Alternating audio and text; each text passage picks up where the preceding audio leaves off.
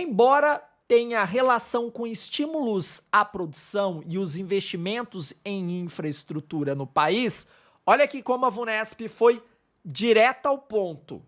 A dívida externa brasileira é um obstáculo.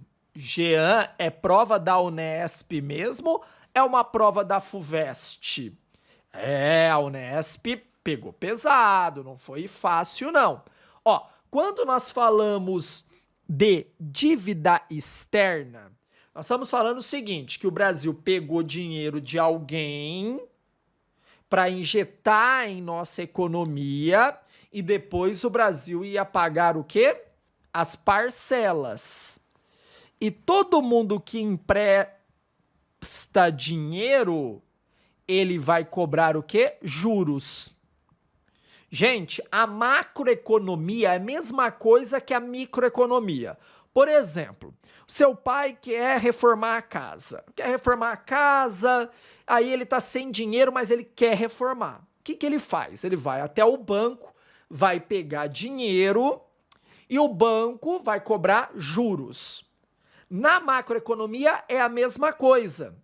Se o Brasil quer investir em infraestrutura, guarda isso, e não tem dinheiro para fazer essas infraestruturas, ele vai para os bancos.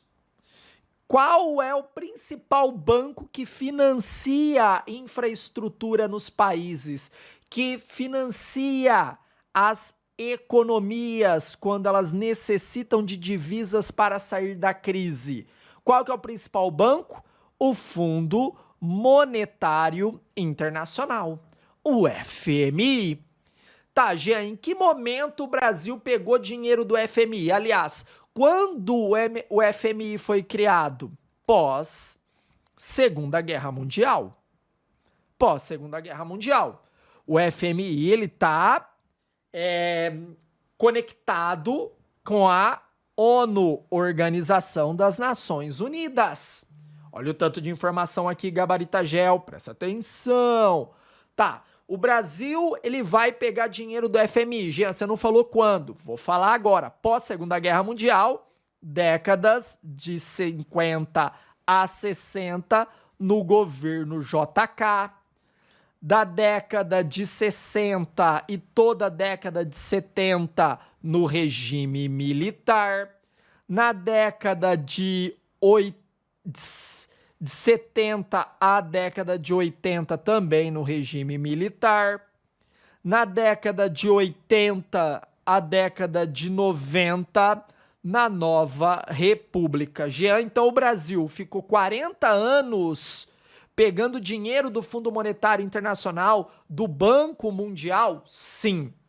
Tá, cada momento tinha um propósito. Então, por exemplo, no governo JK, por que o Brasil pegou dinheiro do FMI?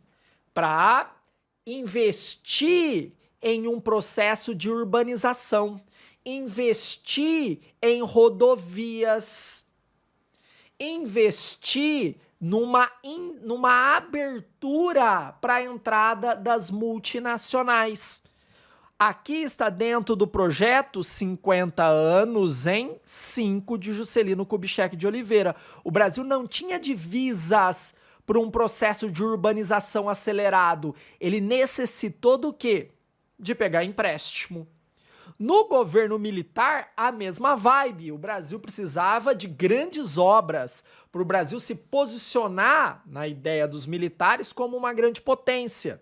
Então são os elefantes brancos, são as obras faraônicas que foram construídas a partir do dinheiro de empréstimo de bancos internacionais, como a Itaipu, a Ponte Rio-Niterói, a Transamazônica. São as grandes obras que resultaram no quê? Na dívida externa do Brasil. Para pensar, o Brasil estava economicamente bem na década de 50 até a década de 80 para pagar esses empréstimos, essas parcelas que tinham juros? Claro que não. Claro que não, o Brasil teve diversos momentos de instabilidade econômica nesses 30 anos. Consequentemente, a economia do Brasil, ela não girava riqueza para o governo quitar essas parcelas. E aí o juro ia aumentando ainda mais a parcela que o Brasil não conseguia pagar, e essa dívida externa ganhou até um apelido: dívida eterna. A nossa dívida eterna. O Brasil renegociava essa dívida com o FMI, renegociava a dívida com o FMI, toda aquela vez, e a dívida crescia, crescia, crescia. Chegava um momento que o Brasil não conseguia nem pagar as parcelas, ele só pagava os juros para a dívida não aumentar. Quando nós entramos aqui, ó, em 1985, que nós tivemos a nossa primeira eleição, né, pós-ditadura militar, que os deputados vão eleger Tancredo Neves. Gente, o Brasil aqui paga a dívida? Não. O Brasil, da década de 80 inteira, tá na década perdida. Década perdida, a inflação, arroxo salarial, indicadores sociais igual de países da África. Como vai pagar dívida? O Brasil está no fundo do poço. Quando o Brasil começa a pensar que vai pagar essa dívida? Quando Fernando Henrique Cardoso vai criar o Plano Real. Aí se estabiliza a economia, o Brasil volta a ter um crescimento econômico mais equilibrado. Aí nós tivemos ali no governo, no segundo governo Fernando Henrique, uma desestabilização da economia por conta do apagão. Aí o Brasil teve uma regredida, mas o Lula recebe um país muito mais organizado. E o Luiz Inácio Lula da Silva, ele consegue pagar a dívida externa brasileira, que volta a crescer depois de 2013, que o Brasil entra aí num buraco sem fim. Olha, pessoal, fiz todo um recorte histórico discutindo apenas dívida externa. Beleza? Tranquilo? Bora pra questão. Tá, a dívida externa é um obstáculo ao pleito do Brasil para se tornar líder do Mercosul? Gente, independente da dívida externa, o Brasil é a maior economia da América do Sul.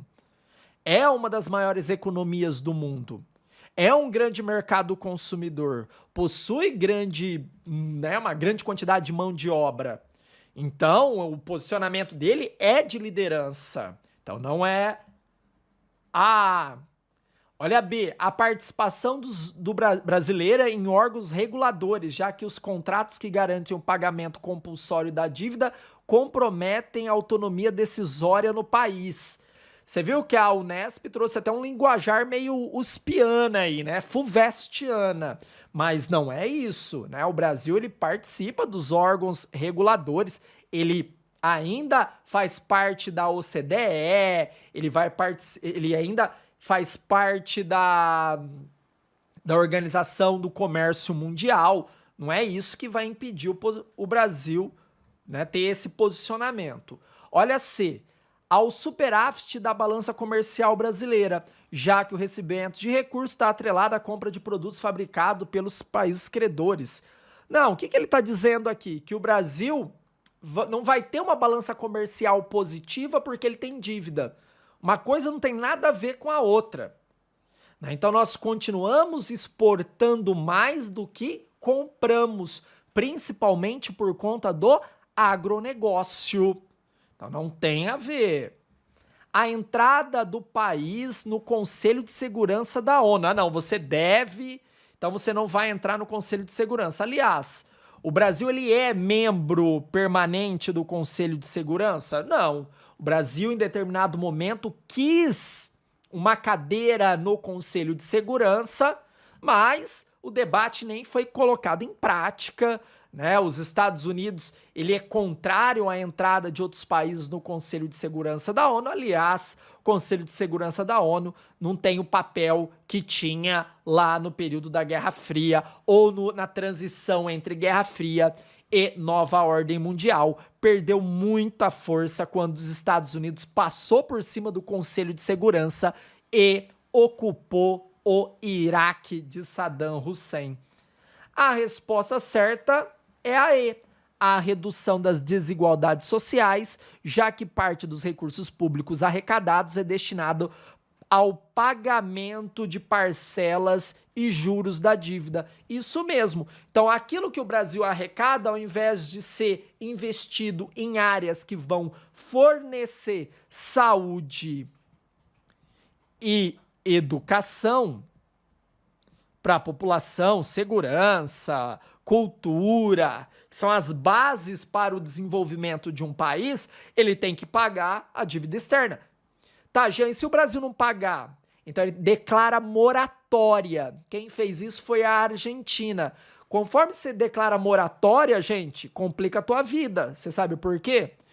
Quando você entrar em crise de novo, o FMI fala, não, eu não vou te emprestar, você tá devendo, você não paga, você é um mal pagador.